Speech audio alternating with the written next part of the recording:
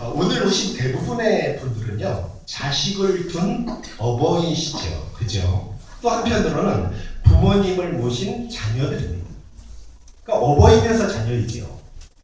그래서 오늘 모든 부모님 위에 하나님의 위로와 평강이 넘치시기를 주님의 이름으로 축복합니다. 자식 키우시라고 참 고생이 많으셨습니다. 참 힘들지 않습니까? 참 애 많이 쓰셨습니다. 저도 부모이다 보니까 공감하지요. 해마다 느끼는 거지만 이 부모 노릇하기도 참 힘들고 자식 노릇하기도 참 어렵다는 생각이 듭니다. 오늘 이 부모 공경이라는 말씀을 통해서요, 다시 위로받고 또 효를 결단하고 은혜 받는 시간이 되었으면 좋겠습니다. 하나님께서 그리스도인들의 삶의 근간으로 십계명을 주셨습니다. 이 십계명은 하나님 백성의 삶의 지침이죠. 십계명은 크게 둘로 나눠집니다. 하나님에 대한 사랑, 그리고 이웃에 대한 사랑. 대신계명, 대인계명. 그죠? 1계명에서 4계명을 하나님 사랑, 하나님을 이렇게 사랑하라, 그런 말씀이에요. 대신계명을 하죠. 첫째 계명이 뭡니까? 나 외에 다른 신을 섬기지 말라. 자, 두 번째 계명은요, 우상을 만들지 말라. 그것에 절하지 말고 섬기지 말라. 그리고 여호와 이름을 망령되이 일컫지 말라. 신의 이름을 함부로 부르지 말라. 마지막이 안식일을 기억하여 거룩히 지키라. 이게 하나님 사랑하는 방법이란 말입니다. 그런데 이렇게 지켜서 나를 사랑하는 자에게 약속을 주셨어요. 천대까지 은혜를 베푸신다는 거예요. 그게 하나님 약속입니다. 그리고 5계명부터 10계명까지가 사람과 사람 간의 이웃 사랑을 말하죠. 그 으뜸 첫째가 뭐라고요? 내 부모를 공경하라. 그죠? 그리고 살인하지 말라, 가늠하지 말라, 도둑질하지 말라, 거짓 증언하지 말라, 마지막으로 남의 것을 탐내지 마라. 이게 이웃사랑이라는 거예요. 그런데 이웃사랑의 첫 번째가 뭐라고요? 내 부모를 공경하라. 디모데전서 5장 8절에 이런 말씀이 있습니다. 한번 읽어볼게요. 자, 시작. 누구든지 자기 친족, 특히 자기 가족을 돌보지 아니하면 믿음을 배반한 자여 불신자보다 더 악한 자. 가족을 돌보지 않으면 믿음을 배반한 사람이에요. 불신자보다 더 악한 자. 누가요? 주님이 말씀하셨습니다. 하나님께서는 부모 공경하는 모든 사람에게 축복을 약속하셨습니다. 두 가지 축복인데요. 오늘 말씀해 보니까 내 부모를 공경하라. 그리하면 내 하나님 여호와가 내게 준 땅에서 내 생명이 길고, 그죠? 예, 장수죠. 복을 누리리라. 생명이 길다는 게요, 히브리어로 아라크, 연장하다, 길어진다, 오래 봅니다. 장수를 말합니다. 여러분, 근데 이 장수는요, 그냥 오래 사는 걸 이야기하지 않아요. 결코 그렇지 않습니다. 안 믿는 사람도 장수하잖아요. 몸이 아프고 죽겠는데 오래 살면 뭐합니까? 걱정, 근심, 고통 속에서, 염려 속에서 장수하면 행복할까요? 절대 그런 걸 말하지 않습니다. 장수는 하나님의 특별하신 은혜와 사랑 가운데 오래 사는, 강건하고 행복하고 만족하며 장수하는. 그래서 오늘 장수 뒤에 뭐를 약속하죠? 복을 누리리라. 자, 구약과 신약이 똑같은 말씀이에요. 에베소서 6장 1절에서 3절 한번 읽어볼까요? 한번 읽어보겠습니다. 자, 시작. 자녀들아, 주 안에서 너희 부모에게 순종하라. 이것이 옳으니라. 내 아버지와 어머니를 공경하라. 이것은 약속이 있는 첫 계명이니 이로써 내가 잘 되고 땅에서 장수하리라. 자, 장수 축복 앞에 뭐라고 나오죠? 내가 잘 되고. 똑같은 말이죠. 복을 누린다. 잘 된다는 뜻은요, 모든 일에 하나님께서 복을 부어주신다는 약속이에요. 어떤 사람에게? 부모를 공경하는 사람에게. 어떤 부모? 내 부모. 내 부모. 신명기 말씀과 같다는 말씀입니다. 그래서 부모를 공경하는 모든 자에게는요, 장수와 함께 생에 여러 가지 복을 주신다는 약속이에요.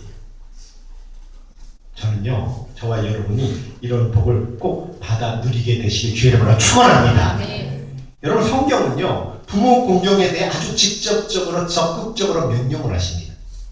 결과에 대해서도 분명해요. 축복과 저주, 상과 벌. 이렇게 선고할까? 왜 하나님은 이런 원칙을 세우셨을까? 마땅히 왜 부모 공경을 하라고 말씀하셨을까? 이 답은요, 모든 걸 다 떠나서 하나님이 그것을 명령하시기 때문에, 하나님이 그것을 기뻐하시기 때문에, 하나님은 인간의 양식, 어떤 도덕적인 규범을 떠나서요, 그것 때문이 아니라 하나님 말씀이기 때문에 순종하는 걸 기뻐하십니다. 부모 공경이 하나님을 기쁘시게 하는 방법 중에 하나라는 말씀입니다. 우리가 부모를 공경하면 하나님이 기뻐하신다는 말씀입니다. 신앙생활은 하나님을 기쁘게 해드리는 거잖아요. 요한일서 4장 20절 한번 보세요. 자, 시작. 누구든지 하나님을 사랑하노라 하고 미워하며 이는 거짓말하는 자니 보는 바 그 형제를 사랑하지 아니하는 자는 보지 못하는 바 하나님을 사랑할 수 없느니라. 우리가 이 계명을 주께 받았으니 하나님을 사랑하는 자는 또한 그 형제를 사랑하였습니다. 하나님을 사랑한다고 하고 형제 미워하면 거짓말이래요. 주님이 말씀하십니다. 아니, 보이는 형제도 못 사랑하는데 어떻게 하나님 사랑하네요. 마찬가지란 얘기죠. 부모 공경도요, 눈에 보이는 부모님도 존경하지 못하는데 어떻게 보이지 않는 하나님 아버지를 너희가 공경하겠느냐. 거짓말이다. 그럴 수 없다는 거예요. 그래서 부모님을 기쁘시게 해드리는 것이 하나님을 기쁘시게 해드립니다. 이런 이유 때문에 하나님이 하나님을 기쁘게 하니까 무슨 축복을 주시는 거예요? 내가 땅에서 잘되고 장수하리라. 생명이 길고 복을 누리리라. 하나님이 주신다는 말씀이에요. 효는요, 천륜 아닙니까? 그죠? 하늘의 돌이면서 인간 사회를 이루어가는 천륜입니다. 이 천륜이 무너지면요, 가정, 사회, 하나님과의 관계가 다 무너진다는 뜻이에요. 우리 예수님도 자신을 기른 육신의 부모님에 대해서 극진한 효를 끝까지 보여주셨어요. 십자가에 달릴 때 사랑하는 제자에게 마리아를 맡기시지 않았어요. 세상 사람들은요, 부모님이 돌아가신 뒤에도 제사드려 효를 할 수 있다고 알고 있습니다. 천만의 말씀, 기독교는 그렇게 가르치지 않습니다. 효만큼은 부모님이 돌아가시면 절대 하고 싶어도 할 수 없는 것, 살아 생전에만 할 수 있는 것, 그것이 효라고 우리에게 말씀해줘요. 돌아가신 다음에 후회도 소용없다는 이야기죠. 그래서 하나님께서는 부모님께서 살아계실 때 그때를 놓치지 말고 공경하라 우리에게 말씀합니다. 생각해보세요. 돌아가신 부모님께 제사 드리는 게 그게 무슨 효가 되겠습니까? 제가 보면요, 믿지 않는 분들도 보면 대부분 자신을 위해서 제사를 드려요. 제사 자리가 힘들면 인터넷에 주문합니다. 그래서 아니면 어쩔 때 건너뛰기도 하고요. 또 집안에 우환이 생기거나 갑자기 자녀들이 잘못되면 그때 호들갑을 떠는 거예요. 내가 제사를 잘못 드렸나? 묘자리를 잘못 썼나? 다 자기를 위해서요. 기독교는 제사를 드리지 않습니다. 이유는요, 부모님은 더 이상 이 땅에 머물러 계시지 않기 때문에, 소천하시면 주님의 나라에 가시기 때문에, 만약 부모님의 영혼이요, 이 땅에 오셔서 제사상을 드신다면 기독교인은 더 잘 차려드려야 돼요. 마땅히 차려드려야 돼요. 그게 교지요. 그러나 절대 그런 일은 없다고 성경이 증언하죠. 오히려 악한 영들만 제사를 통해서 들어와서 그 가정에 축복을 빼앗고 우환을 가져다주고 자녀를 파멸로 이끈다고 말씀합니다. 이게 성경이 말씀이에요. 또 십계명 제2계명을 어기는 거잖아요. 그래서 우리는요, 제사 대신에 무엇을 하면 정말 하나님께서 부모님 보내주시고 기억하기 위해 감사 예배를 드려요. 저는 우리 참소망교회는 정말 주님 앞에 감사하고 부모님의 공덕을 생각하며 감사하는 예배를 드리시길 주의 이름으로 축원합니다. 여러분, 이게 너무너무 중요하다는 거예요. 우리 주님께서 바리새인에게요, 부모 공경에 대한 책망한 일이 있었어요. 바리새인들은 고르반이라는 제도를 이용해서 부모 공경을 회피하는 거예요. 근데 부모 공경하기 싫으니까 나 하나님께 대신 섬겼다는 거예요. 예수님이 책망하면서 이런 말씀을 합니다. 너희가 하나님께 드렸다는 이유로 부모 공경을 회피하면 그것이 하나님의 계명을 오히려 폐하는 것일 줄 왜 모르냐 하고 하고 책망을 하셨어요. 어느 가정에서나 애완동물은 귀찮게 여기지 않습니다.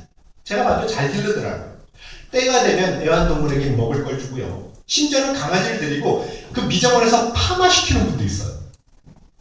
근데 자신의 부모님에 대해서는 매끼 드리는 음식마저 짜증을 내는 분들이 있습니다. 그럼 성경은요, 불효한 자식에 대해서 화를 경고하셔요. 잠언서 30장 17절에 보면 이런 말씀이 있습니다. 아비를 조롱하며 어미 순종하기를 싫어하는 자의 눈은 골짜기에 까마귀에게 쪼이고 독수리 새끼에 먹히리라. 출애굽기 21장 15절에 이런 말씀이 있습니다. 자기 아버지나 어머니를 치는 자는 반드시 죽일지니라. 또 저주하는 자도 죽일지니라. 잠언서 20장 20절에 이런 말씀이 있습니다. 자기의 아비나 어머니를 저주하는 자는 그의 등불이 흑암 중에 꺼짐을 당하리라. 또 신명기 21장 18절에서는요. 아버지 말이나 어머니 말을 순종하지 아니하고 부모가 징계해도 순종치 아니하거든 그 자식을 데리고 성읍 장로들에게 가래. 그리고 아이가 완악하고 폐역해서 말 안 듣는다고 방탕하고 술에 빠져 있다고 이야기를 하래요. 그리고 성읍 사람들이 다 와서 돌로 쳐 죽이라고 말합니다. 그러면서 악을 지하라는. 근데 그런 부모는 없죠, 솔직히. 누가 자식을 데려가서 돌로 쳐 죽임을 당하겠습니까? 하나님께서는 왜 이렇게 불효한 자식에게 가혹한 형벌을 내리실까? 그만큼 불효의 죄가 크다는 말입니다. 만약 모든 자녀들이요, 불효하면 하나님께 이런 징벌을 받는다고 생각한다면, 정말 그걸 믿는다면, 지금보다는 조금 더 자상하고 성실껏 부모를 공경하게 되지 않을까 저는 생각합니다. 그럼 어떻게 부모를 공경할까? 우리 한번 어떻게 섬겨야 될까 읽어볼게요. 잠언서 23장 25절 한번 보세요. 자, 시작. 내 부모를 즐겁게 하며 너를 낳은 어미를 기쁘게 하라. 효는요, 부모님을 마음을 기쁘게 해드려요. 이게 효예요. 그러니까 부모님이 싫어하는 걸 억지로 하는 게 아닙니다. 부모님 마음을 편안하게 해드리고 기쁘게 해드리는 거예요. 어떻게 하면 부모님의 마음을 기쁘게 해드릴까? 근데 제가 보니까 사람마다 좀 달라요. 어떤 부모님은 자식이 신앙생활 잘 하는 것을 큰 소원으로 가지고 계신 분이 있어요. 이것만 하면 된다는 거예요. 또 어떤 부모님은 자녀들이 화목하게 지내는 것이 소원입니다. 맨날 싸우니까. 또 어떤 부모님은 자녀가 학업에 열중하는 걸 제일 기뻐해요. 그걸 해야 돼요. 또 어떤 부모님은 뭐니 해도 머니가 최고의 부모님이 있어요. 그럼 머니 해야 돼요, 머니. 여러분, 부모님께서 지금 무엇을 해야 가장 기뻐하실까? 한번 깊이 생각해 보십시오. 그게 효라는 걸 성경은 이야기하는 거예요. 우리 또 읽어볼게요. 잠언서 23장 21절 시작. 너를 낳은 아비에게 청종하고 내 늙은 어미를 긍히 여기지 말라. 우리 부모님들은요, 자녀들보다 연약하고 세상적인 지식이 떨어질 수 있습니다. 그래도 결코 부모님을 경히 여기지 말라. 이 공경이라는 단어가 원어가 뜻이 뭐냐면 카바드, 무겁게 여기다는 뜻이에요. 무겁게 여기다. 경히 여기지 않는 거죠. 왜냐하면 여기 분명히 말씀하죠. 너를 낳은 아비, 그죠? 너를 존재케 했다는 거예요. 부모는 그것으로 공경받기 충분하다는 거예요. 내가 이 세상에 부모를 통해 나왔기 때문에. 그걸 또 한번 볼게요. 디모데전서 5장 4절 말씀 볼게요. 자, 시작. 만일 어떤 과부에게 자녀나 손자들이 있거든 그들로 먼저 자기 집에서 토를 행하여 부모에게 보답하기를 배우게 하라. 이것이 하나님 앞에 받으실 만한 것입니다. 자신이 먼저 효를 행해서 자식들에게 배우게 하는 거예요. 심은 대로 거둔다는 거죠. 그것이 하나님이 받으실 만한 것이에요. 우리가 부모를 공경하면 하나님이 기뻐하신다는 말이에요. 신문에 한 할아버지가 자신이 살아온 그 아버지로서의 고백을 기고한 적이 있었습니다. 지금까지 살아온 인생 여정에 특별히 기쁜 감격을 이제 고백을 한 거예요. 20대 때의 고백입니다. 나는 29살에 14시간을 기다려 자식의 울음소리를 들었다. 아내가 산실에 들어가서 산고 치르고 있을 때 나는 문 밖에서 무려 14시간을 초조하게 기다렸다. 드디어 아기 울음소리를 들었을 때 그 기쁨과 감격을 잊을 수가 없었다. 이게 20대의 고백이에요. 가장 기뻤다는 거지. 저도 그때 눈물이 나더라고요. 제가 탯줄을 잘랐는데 30대 때 37살에 이런 곡을 해요. 그 자식이 초등학교에 들어가서 우등상장을 타왔을 때 액자를 만들어 방에 걸어놓고 쳐다볼 때마다 행복했다. 그 상장이 누렇게 바래질 때까지 걸어두었다. 그게 30대 때 기쁨이래. 아마 그런 기억 있지 않습니까? 40대 때 고백이에요. 48살에 자식이 대학을 입학한다고 입학시험 치를 때 난 직장에 나갔지만 하루 종일 손에 일이 잡히지 않았다. 가슴이 울렁거려. 생에서 가장 초조한 시간이었대요. 50대 때는요. 53살에 자식이 첫 월급 타서 아버지 네일 하나 사왔을 때 쓸데없는데 돈 썼다고 일단 나무랐지만 밤이 늦도록 네일을 입어보고 또 입어보고 만져보며 행복했다. 이게 50대 행복이라는 거예요. 그 60대 고백입니다. 61살에 딸이 시집가는 날 딸은 도둑놈 같은 사위 얼굴을 보며 한박 웃음을 짓고 있지만 내 눈물엔 눈물이 맺혀 있었다. 섭섭함과 아쉬움에 눈물을 흘렸다는 거죠. 여러분 이게 부모 마음이라는 거예요. 우리 다윗에게는요 여러 명의 아들이 있었습니다. 그 중에 제일 잘생기고 영리한 아들이 압살롬이었어요.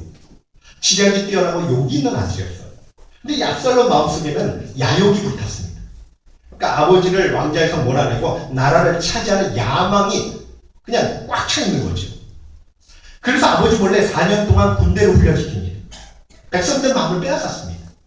다윗 아버지 또 백성들의 마음을 이간질시키는 거예요. 성경에 나오죠. 마침내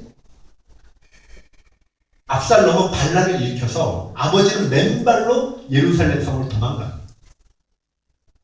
이 폐역한 아들이 아버지를 죽이려고 전쟁을 벌입니다.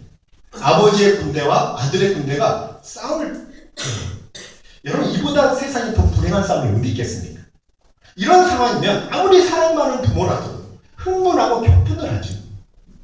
당장 잡아 목이라도 치라고 명령을 내릴지 모릅니다. 근데 다윗이요 전쟁터 나가는 요압과 그의 장수들에게 뭐라고 부탁을 하냐면 압살롬, 내 아들 압살롬을 너그러기 배우라. 지금요 자기 군대와 아들 군대가 싸우는데요 내 아들 압살롬 생각만 하는 거예요. 내 아들 압살롬을 너그러이 대우하라. 우리 사무엘하 18장 5절 한번 읽어볼게요. 자 시작. 왕이 요압과 아비새와 이때에게 명령하였되 나를 위하여 젊은 압살롬을 너그러이 대우하라니. 왕이 압살롬을 위하여 모든 군 지휘관에게 명령할 때 백성들이 다 들으니라. 백성들이 다 들었대요. 이게 아버지의 마음이라는 거죠. 전쟁이 이제 시작이 됐습니다. 근데 다윗은 무슨 생각만 하는 거예요? 혹시 압살롬에게 변고가 있지 않을까? 노심초사합니다. 그래서 성문 앞에서요 전쟁의 승전 소식을 기다리는 게 아니라 아들에 관한 소식만 기다려요.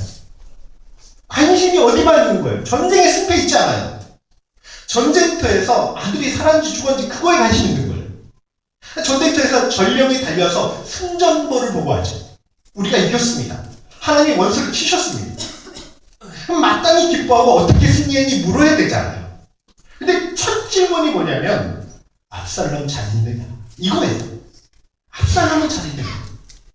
여러분 아들은요 아버지를 죽이려는 천인공노할 자식인데 다윗에게만큼은 죽여야 할 대상이 아니라 끝까지 지켜주고 사랑해야 될 대상으로 여겼다는 거예요.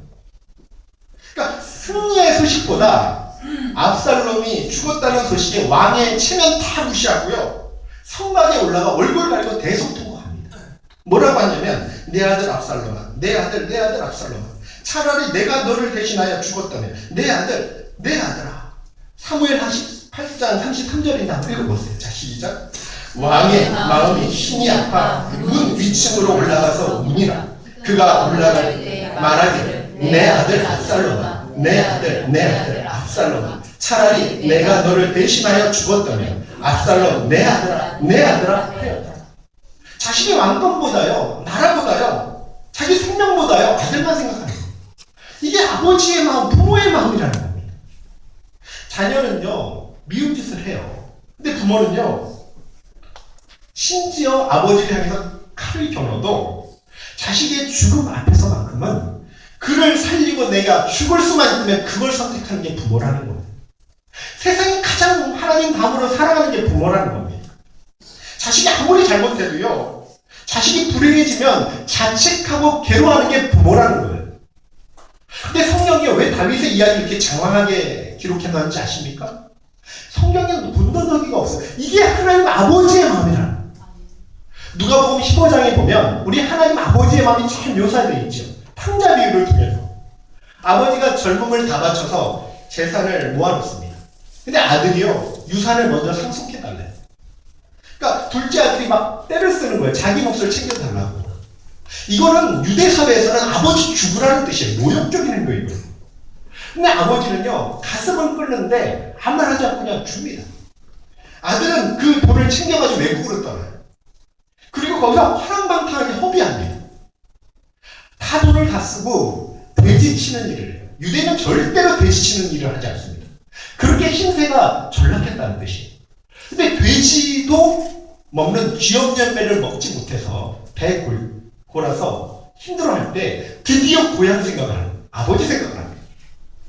그런데 아버지는요, 성경에 나오죠. 아들이 집을 나간 때부터 동구밭 진입로를 뚫어지게 바랍니다. 떠난 다음부터 계속 아들이 돌아오기만 기다립니다. 혹시라도 아들이 아닐까. 어떤 날은 아무 일도 하지 않고 그곳에 서 있었을지도 모릅니다.